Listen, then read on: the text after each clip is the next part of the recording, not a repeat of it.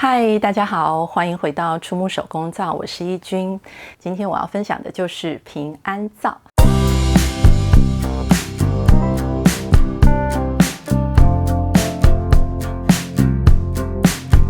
刚好呢，我最近有比较多的这个平安青草汁的萃取，所以我就想说我要趁这个农历7月之前能够做一批平安皂出来之后就可以用所以我赶快加紧脚步。那今天呢，就来拍影片来跟大家讲平安皂要怎么制作。那我们现在就来讲讲平安皂到底是什么。那平安皂它就是把这个平安青草呢加在我们的手工皂当中，那么就可以让我们一边用手工皂洗澡的时候呢，那一边呢相当于是用这个平安青草汁在沐浴一样。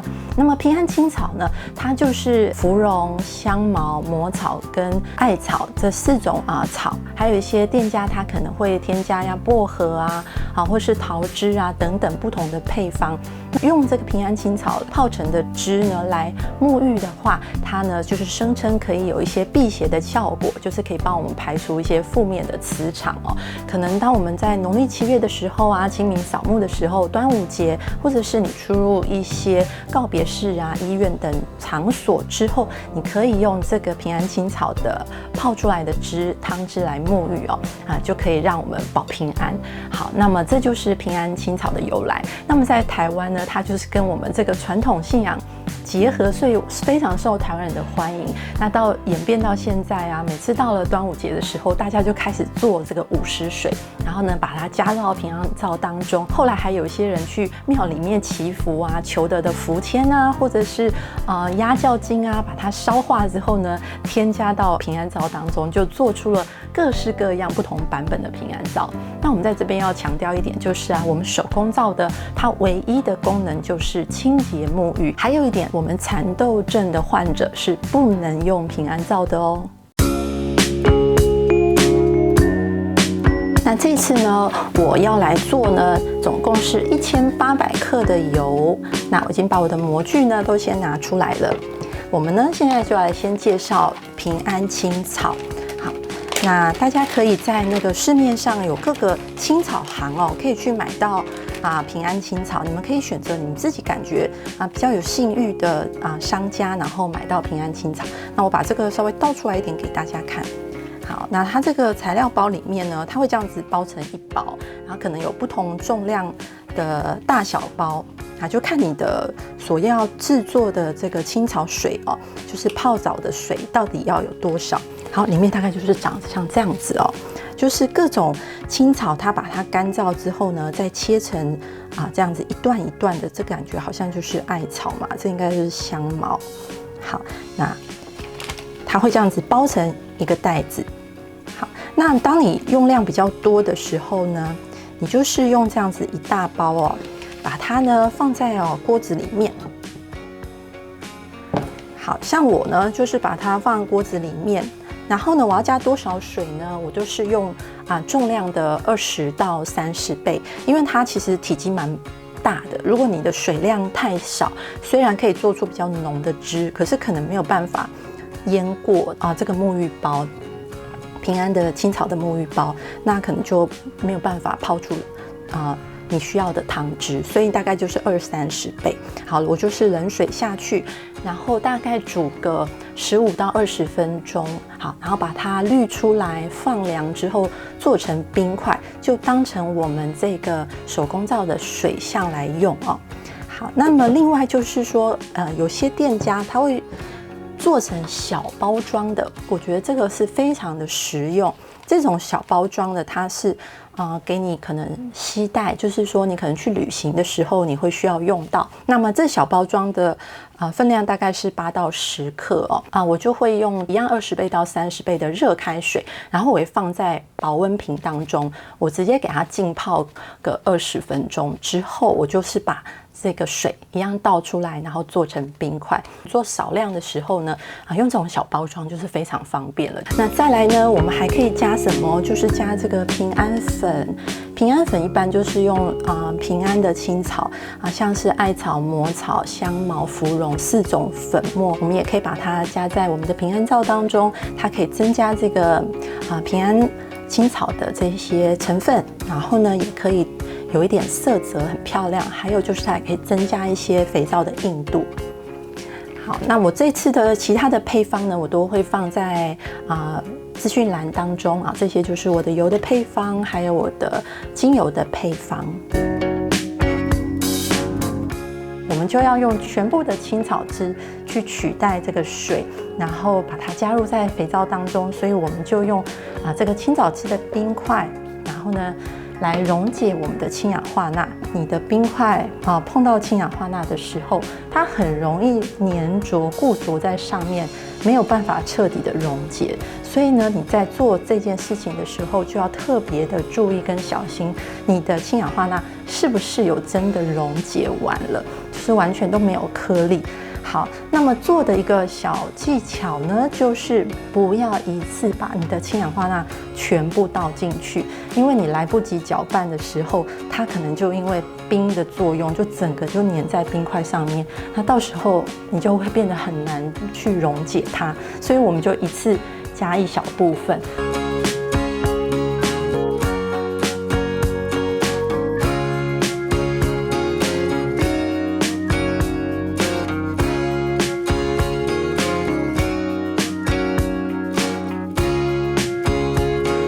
搅拌的感觉没有什么颗粒状。那我们来看一下它现在的温度。好，碱水其实温度还是有上来，它到54度了，所以我们也是等它稍微降温下来，那我们就可以进行平安皂的制作咯。要开始制作肥皂跟碱水，我们一定要戴上手套，然后还有你的护目镜。好，那么你溶解氢氧化钠的时候，要记得戴上口罩哦。我的油脂都准备好了，配方可以在影片下方的资讯栏都找得到。我今天做了1800克的油，这是我很少做这么大量哦。所以呢，我们接下来就是要把这个平安粉好倒到我们的油当中。那刚好这边是我量出来我需要的这个克数哦。好，我就先把它倒进去，先跟我的油呢做一个均匀的混合。我这次的搅拌棒用的就是这支 Artisan 的 HB01哦。那上一支影片呢，我有对这支搅拌棒做一个比较详细的评测，就来用这支搅拌棒先来对我们的油还有这个我们的平安粉呢做一个搅拌。好，那么这支搅拌棒它的排气泡的方法也非常简单。好，从侧边的方向。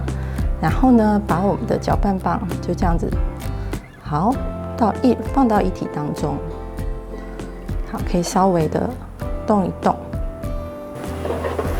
好，我们先大概初步搅拌一下，它的柄还蛮长的，所以如果你做的量比较多的时候打起来就比较轻松，手也不会太靠近我们的这个皂液好，那我们先来听听看有没有气泡的声音。它是低沉的声音，所以它在排气泡上面呢是很简单快速的。它提高速度的话，连你这个比较大的锅子边缘都感觉到它其实是可以有翻搅的。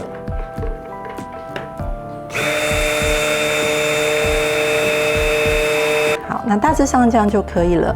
等到我们的油碱温度都降下来，我们就可以来做肥皂了。好，油温是33.4，那么碱水温度35.2。好，我们来做肥皂吧，太开心了！今天就要用这支 HB01这支搅拌棒来做大量皂，算是比较大量的应该是会更顺利、更快才对哦。好，那我们就把碱水倒下去。应该没有什么杂质但是我还是稍微过滤一下。先用手动的搅拌，那你会感觉到呢，这边它会有上下分层那我会先用手动的搅拌，让它这个分层先消失，然后我再来开启电动搅拌棒。想要了解皂液的不同状态、各个阶段，如果呢你是肥皂的初学者，从来没有做过手工皂，但很向往可以自己在家里做一条手工皂，欢迎来上我的基础课程——零基础你的手工皂的第1堂课——冷制皂基础教程。好，我们来开启电打吧。好，我们从最低速开始。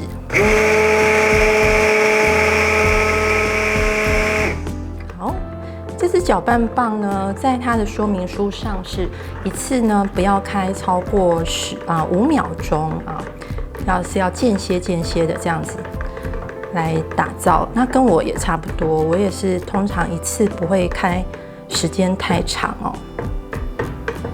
我可以稍微提速一下，我们就不用提太多，可以提到它这个大概第2格的位置哦。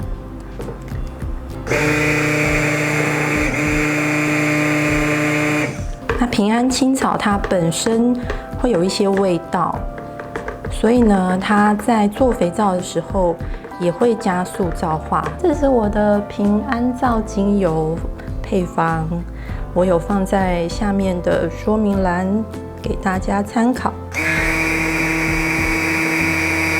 我觉得做大量呢，可以让你更有静心的感觉。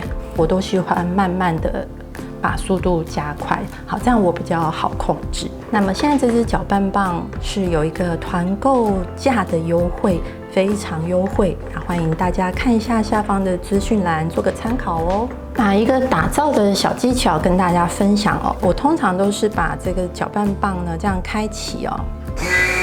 然后让它产生一些水流的波动，好，所以可以带动整锅的皂液去翻搅。好，但是如果你会感觉说，你觉得你在开搅拌棒的时候，好像皂液都不太有翻搅的话，那你就记得你要随时呢，可能需要用手动搅拌，或是配合刮刀去把那个皂液呢稍微翻动一下，这样子比较能够搅拌的均匀哦。那我发现大锅在做的时候啊，用像这支它的柄比较长哦，杠杆原理的关系哦，这样搅拌起来会觉得非常省力。所以再一下我们就可以来入模咯，算是很快就可以完成这款皂的制作。哇，超级美的，好美啊！那它这个刀头呢比较小，然后里面这个是一个圆弧状，所以我们在拨这个皂液下来的时候呢，会觉得很轻松，很容易就把这些皂液再把它拨回到锅子里面了。这样总共是做1800克的油，如果不要做这么多，那你们就自己按比例再去换算就可以了。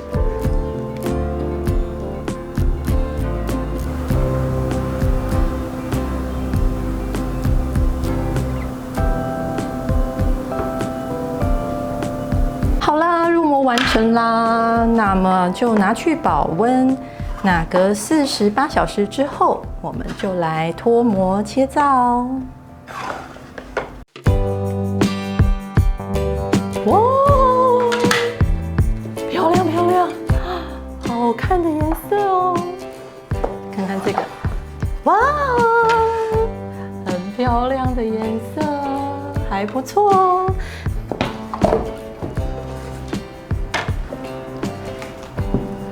好，我们就把它，你看边缘很容易就拨开来，很棒，超美。那平安皂呢，就是大家赶快做吧，因为再过来就是农历7月了。如果你还没有做好，然后呢，可能有人在端午节有准备一些午时水呀，那赶快把你的午时水拿出来用。非常漂亮，香味非常的棒。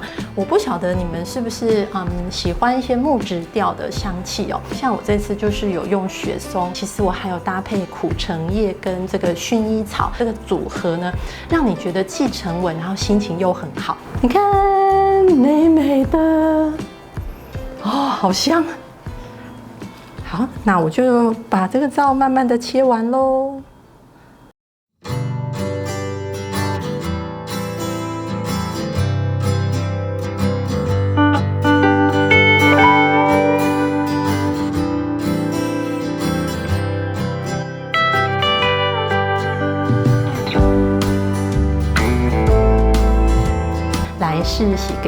家看喽。我们来看看这个泡沫的感觉怎么样？哇，我觉得这肥皂它搓洗的这个质地非常的棒哎。那大家看呢，这个其实起泡性也蛮好的哦，好，有很多的小泡泡。好，然后呢，它的泡沫呢，感觉是很小，但是呢很浓密哦，就是越洗呢会觉得浓密的泡泡，乳霜的质感非常的强哦。好，所以配方不一样哦，这个泡沫的质感啊，跟我们上次做盐皂的感觉就很不同哦。趁农历7月前，帮你的家人做一批平安皂。然后呢，我们这一次的搅拌棒，点击资讯栏里面的链接，就可以有这个团购价的优惠。那欢迎大家来选择看看。好，那我们下次再见喽，拜拜。你们觉得真正的平安是什么呢？祝福大家一整年都平平安安。